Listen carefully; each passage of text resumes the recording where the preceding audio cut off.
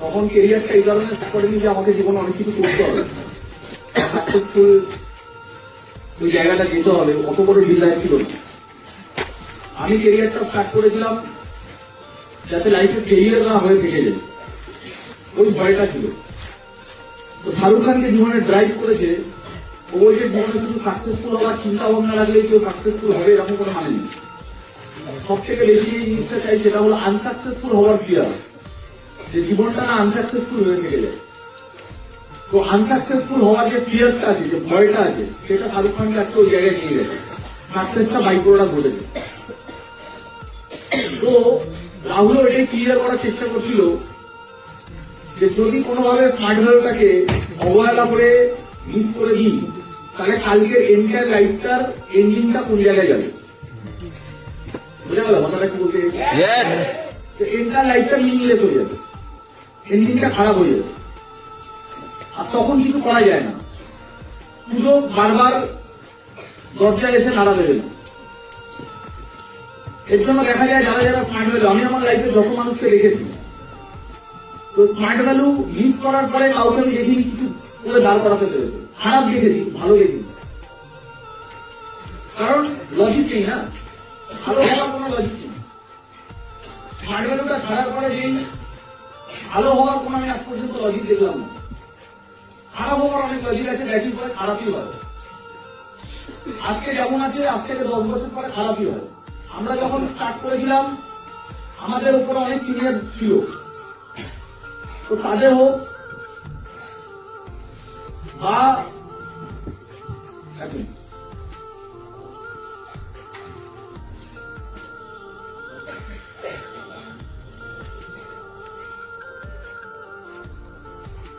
তো খারাপ লেগেছে। আমার বন্ধু বান্ধবদের দেখি, যাদেরকে পেন্টু দেখিয়েছিলাম আসেনি, তাদের দেখি, চারিপাশে দাদা দিদি যারা আছে তাদেরকে দেখেছি রিলেটিভদের মধ্যে। তো চেনাশোনা যত মানুষকে দেখেছি, অ্যাসোসিয়েটদের দেখেছি, সিনিয়রদের দেখেছি, মানে আমার আগে যারা এসেছিল স্মার্ট ভ্যালুতে, যাদের সাথে আমাদের চেনা পরিচিত ছিল, যারা স্মার্ট ভ্যালু একসময় ছেড়ে দিচ্ছে, তাদের হোক, আমার নিজের টিমের হোক, ক্রস টিমের হোক, তো কারো লাইফ ভালো গেছে। কারণ ভালো হবে কি করে, বুঝতে পারছেন কথাটা কি বলতে? ভালোটা হবে কি করে, হওয়ার কোনো জায়গা নেই। কিন্তু ছেড়ে দেয় কেন তাহলে? এরা কি পাগল, এরা কি বোকা, এরা কি মূর্খ? ছেড়ে দেয় কেন? ছেড়ে দেওয়ার কারণই বা কালকে যখন আমি আমার টিমের সাথে কমিউনিকেশন যখন করছিলাম, তখন ওদেরকে আমি জিজ্ঞেস করলাম অ্যাকচুয়ালি প্রবলেমটা কি হয়। যখন ট্রেনিং আমরা করাই বা ট্রেনিং আমরা নিই, সবকিছু বোঝার পরে ছেড়ে দেয় কেন, প্রবলেমটা কি হয়? তখন যে কমিউনিকেশনটা হচ্ছিল সেখানে দাঁড়িয়ে এই জায়গাগুলো না বুঝলে যতই আমি ট্রেনিং নিই না কেন, আলটিমেটলি লাভটা কিছু হয় না। অ্যাকচুয়ালি ব্যাপারটা হলো স্মার্ট ভ্যালুতে একদিনের 2 দিনের ট্রেনিং কাফি এন্টার লাইফ কাটানোর জন্য। কি ট্রেনিং? এক হলো ফার্স্ট আমাদের জীবনের নিড পয়েন্ট হলো কেরিয়ার, কিছু করতে হবে, লাইফে দাঁড়াতে হবে, একই না? যদি এটা আমাদের ফার্স্ট নিড পয়েন্ট হয়, আমার পয়েন্টটাকে বোঝার চেষ্টা করতে হবে, যেটা যদি আমাদের ফার্স্ট নিড পয়েন্ট হয়, আমাদেরকে দাঁড়াতে হবে, কেরিয়ারটাকে মেইন ইম্পর্টেন্ট কেরিয়ার। আচ্ছা, কেরিয়ার মানে কোন প্যারামিটার গুলোকে আমি কেরিয়ার বলবো? একটা ভালো কেরিয়ার কাকে বলবো? একটা ভালো লাইফ বানাতে গেলে ভালো কেরিয়ার মাস্ট বি দরকার। এর জন্য আমি কোন প্যারামিটার লাগবে? প্রথম যে প্যারামিটারটা লাগবে সেটা হলো যে আমি লটস অফ মানি কামাচ্ছি কিনা, মানে অতটা টাকা কামাই কিনা যাতে আমার লাইফে বেসিক নিড গুলোর জন্য কোনোদিন ভাবতে না হয়। বেসিক নিড মানে এই রাহুল একটু আগে বোঝাচ্ছিল, সেটা কি? ট্রিটমেন্টের অভাবে বা ভালো ট্রিটমেন্ট করাতে পারিনি বলে বাবা মারা গেলে তখন লাইফটা কেমন হবে? মায়ের শরীর খারাপ কিন্তু পয়সার অভাব এত ঘরে আছে, ক্যাচাল এত কিছু লেগে রাখে যে মা মুখ ফুটে বলতে পারছে না, ছেড়ে যাচ্ছে। এটা মেজরিটি ঘরে হয়। আমাদের বাড়িতে যদি মা বাবার শরীর খারাপ হয়, চট করে ডাক্তার দেখাতে যায়, কারণ ডাক্তার দেখাতে গেলে 500,000 টাকা ইয়ে আছে, চেক আপ করাতে ভিজিট থাকবে, এই টেস্ট ওই টেস্ট, ওষুধ 500,000 1,000 টাকা আজকে দিনে কোনো ম্যাটারই না। ঠিক না ভুল? এর জন্য দেখবো বাবা মাকে একটু ভালো করে অবজার্ভ করবে, বাবা মা কিন্তু সহজে ডাক্তার দেখায় না, চেপে যায়। কথাগুলো বলে পারছি, ডাক্তার দেখায় না, চেপে যায়। আমার মায়ের, আমি যদি আমার মায়ের কথা বলি, আমার মায়ের একটা সময় বছরের পর বছর পেটে পেইন হতো, কাউকে বলেন, আমার বাবা জানে না, আমরা জানি, কিছু জানি। বছরের পর বছর পেটে পেইন হতো, পেইন নিয়ে থেকে গেছে, মাঝে মাঝে ওষুধ খাচ্ছে, এই করছে, থেকে গেছে।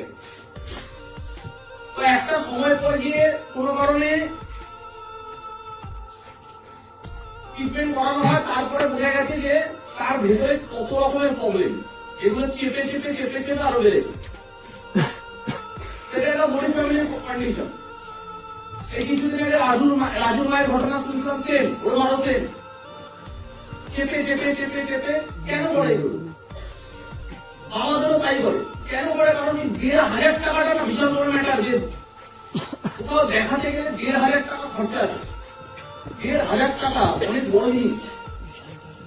সেই বাড়িতে 12-15,000 টাকা ইনকাম আছে, সেই বাড়িতে 1,500 টাকা কোনো একটা ট্রিটমেন্ট ডাক্তারখানায় যাবো মানে এত টাকা ভিজিট, টেস্ট দেবে, সেগুলো করাতে হবে, ওষুধ কিনতে হবে, খেতে হবে, অনেক বড় ব্যাপার। অত মানুষ ওই 1,500 টাকা বাঁচানোর চেষ্টা করছে।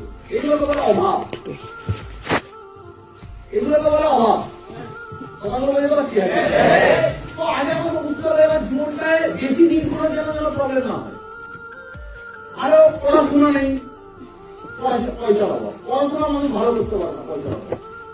পড়াশোনা করে মাঝপথে ছেড়ে দিচ্ছে, পয়সার অভাব। ওখানেও কমপ্লিট করছে না, নর্মাল গ্রাজুয়েশন করে ছেড়ে দিচ্ছে, তারপরে বাবা মা হাত তুলে দিচ্ছে, পয়সার অভাব। হসপিটালে গিয়ে কেমন লাগবে সেই দিনটা? স্মার্ট ভ্যালুর এতগুলো ট্রেনিং নিলাম, 10 দিন, 20 দিন, 30 দিন, 40 দিন পরে লোক ছেড়ে দিচ্ছে স্মার্ট ভ্যালু ট্রেনিং। চেতনা লাগেনি, যাদের চেতনা লাগে তারা ওই জীবন কাটাতে পারবে না। কোনদিন বাড়িতে সত্যিকারের ছোটবেলা বলে মাকে নিয়ে দৌড়াদৌড়ি করা, বাবাকে নিয়ে দৌড়াদৌড়ি করা, নিজের ছোট বাচ্চাকে নিয়ে দৌড়াদৌড়ি করা, বা যাকে হোক, হসপিটালে দৌড়াদৌড়ি খুব ডেঞ্জারাস। তখন নিজের বেডের জন্য বার্গেনিং করা, যে বেডটা কত টাকা নেবে, বেডে ফেলে রাখবো না আমি সরকারি হাসপাতালের নিচে ফেলে রাখবো। লোকের কাছে গিয়ে দৌড়াদৌড়ি করা, লোকের পিছনে তেল মারা, যাতে কোনো কাউন্সিলর বা কেউ এসে ইয়ে করে দিয়ে তার একটা বেড পেয়ে যায়। বেডের অভাব নেই, পয়সা পেলে বেডের অভাব নেই, পয়সা পেলে ভালো ট্রিটমেন্টের অভাব নেই। কথা বলে পারছি? তুমি এমন আজকের দিনে এমন হসপিটাল আছে 5 স্টারের মতো, আবার এমন হসপিটালও আছে যেখানে গেলে মানুষ, সুস্থ মানুষও শরীর খারাপ হয়ে যায়। তুমি যাও, চলে যাও আর্জি করে, পরিবেশটাই ডেঞ্জারাস, পরিবেশটাই মানুষকে অসুস্থ করে দেবে। আর মনেই হচ্ছে আমি কবরখানায় ঢুকছি, মনে হচ্ছে আমি ঢুকতে মানে লাশ হয়ে যাবো। এটা কে ভালো বলতে পারছি? ওই পরিবেশে আমি থাকছি কি করে? পেশেন্টের লোক রাস্তায় দাঁড়িয়ে ঘুমাচ্ছে। একটুখানি হসপিটালে কেউ যদি ঘোরে মাসে একবারও, তার স্মার্ট ভ্যালু করার মানুষের ঢুকা বেড়ে যাবে। যদি শুধু হসপিটালে একবার কেউ ভিজিট করতে পারে, দেখতে পারে যে পয়সার অভাব কি হয়, তো এই জিনিস আদারওয়াইজ পুরো জীবনটা হেল হয়ে যাবে, পুরো জীবনটা নরক হয়ে যাবে। এটা ক্লিয়ার হয়ে যাবে? এবার এটা হলো ফার্স্ট, মানিটা হলো ফার্স্ট ইম্পর্টেন্ট। এনাফ মানি কামাচ্ছি কিনা? আমি যদি কোটি টাকার কথা নাও বলি, কোটি টাকা আজকে যদি কোনো ম্যাটার করে না, তাও এনাফ মানি যদি বলি, এনাফ মানি কামাচ্ছি কিনা, এটা হলো ক্যারিয়ারের ফার্স্ট প্যারামিটার। সেকেন্ড প্যারামিটার হলো আর কি পেলে জীবনটা সুন্দর হয়। তো ক্যারিয়ারের পরে যেটা দরকার সেটা হলো গুড হেলথ। হেলথ নেই তো কিছু নেই। হেলথ ইজ ওয়েলথ, কথাটাই আছে, হেলথ ইজ ওয়েলথ। তোমার সব কিছু চলে গেলে তুমি আবার কামাবে, হেলথ চলে গেলে আর কিছু করতে পারবে না। পয়সা আজকে না হয় কালকে সঠিক রাস্তায় যদি যাওয়ার ইন্টেনশন থাকে, আর যদি বোঝো কোথা দিয়ে পয়সা কামানো যায়, যেটাকে বলে হাউ টু মেক মানি, এই নলেজটা যদি কারো থাকে সে কামাতে পারবে। কিন্তু হেলথ খুব ইম্পর্টেন্ট জিনিস, এটা গড গিফটেড জিনিস, ভগবান দিয়েছে, এটাকে যদি শেষ করে দেয় ভগবান আর দ্বিতীয়বার দেয় না। তৃতীয় নম্বর জিনিস কি? তৃতীয় নম্বর জিনিস হলো positive attitude. Positive attitude, positive attitude মানে জীবন খুব ভালো হতে পারে যদি মানুষের অ্যাটিটিউড ভালো হয়। কোন জিনিসটাকে আমি কতটা নেগেটিভ ভাবে দেখি, কোন জিনিসটাকে আমি কতটা পজিটিভ ভাবে দেখি, এগুলো খুব ম্যাটার করে। ঘরে ঘরে অশান্তি, সুখ নেই, শান্তি নেই, কেন নেই? কারণ নেগেটিভ অ্যাটিটিউড। কেউ আছে ওভার থিঙ্কিং এর রুগী। ওভার থিঙ্কিং মানে কেউ কিছু বলে দিয়েছে, ওইটাকে নিয়ে 40 দিন ধরে ভাবে, ইভেন আমি এরকম দেখেছি 5 বছর পরে ওটাকে ধরে বসে আছে।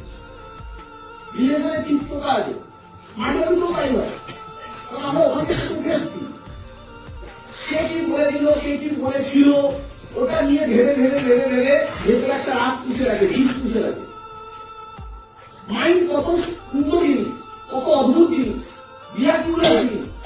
ওপরওয়ালার সব থেকে বড় মানুষের জীবনে আশীর্বাদই হলো তার মাইন্ড, এত পাওয়ারফুল। এই মাইন্ড দিয়ে মানুষ কোথায় গেছে?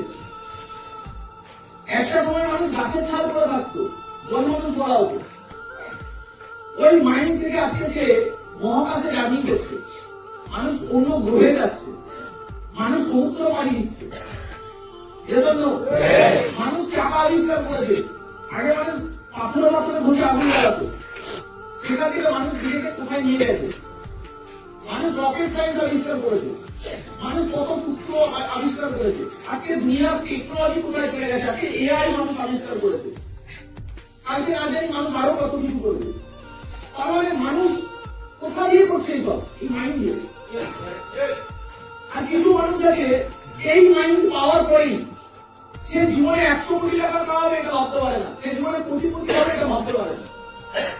এবং শুধু ভাবতে পারে না, কেউ যদি ভাবতে চায় তাকে গিয়ে চাটে। বড় বড় কথা, মানে একটা মানুষ নিয়ে গেল বড় জায়গায় নিয়ে যাবে, এটাকে মানুষ ইয়ে করে, চাটে তাকে, ছোট করে। বড় বড় কথা, ছোট বয়সে বড় বড় কথা। মানে একটা মানুষ যদি 20 বছরের একটা ছেলে যদি কোটি টাকার কথা বলে, তাকে মানুষ বলবে ছোট বয়সে বড় বড় কথা বলছে। তাহলে 20 বছর বয়সে যদি একটা মানুষ বড় হওয়ার কথা না হবে, তাহলে কবে ভাববে? এটা আমাদের সোসাইটি লাইফের থিঙ্কিং। থিঙ্কিংটাই যদি পারা পৃথিবীর সব থেকে বড় চরিত্রের লক্ষণ। যদি ক্ষমা করতে পারো করো, কাউকে ক্রিটিসাইজ করো না। তাহলে মা সারদা আজকে যে ট্রেনিংটা, যে কথাটা তার শিষ্যদেরকে দিত, আজকে স্মার্ট ভ্যালি সেই ট্রেনিংটা লাস্ট 25 বছর ধরে ভারতবর্ষের মানুষদেরকে দিচ্ছে। তার মানে এই যে অ্যাটিটিউড, মানি হোক, হেলথ হোক, অ্যাটিটিউড হোক, তার স্মার্ট ভ্যালু কি দিচ্ছে? স্মার্ট ভ্যালু সেই রেকগনিশন দেয়, সেই ক্রাউড দেয়। যেটা একটা সেলিব্রিটি যে ক্রাউডটা পায়, একটা সেলিব্রিটি যে রেকগনিশনটা পায়, সেই রেকগনিশন নর্মাল মানুষ পায় না। কোটি কোটি টাকা ব্যবসা করা লোকরা পায় না। এরকম কত তুমি বড় বড় ব্যবসাদারকে দেখবে যারা কোটি কোটি টাকার দোকান খুলে বসেছে। সে ফার্নিচারের দোকান হোক, সে ইলেকট্রনিক্সের দোকান হোক, সে কাপড় জামার দোকান হোক, কোটি কোটি টাকা লাগিয়ে দোকান খুলে বসেছে, সেখানে 10টা কর্মচারী কাজ করে। কিন্তু এই ব্যবসাদারকে কেউ চেনে না।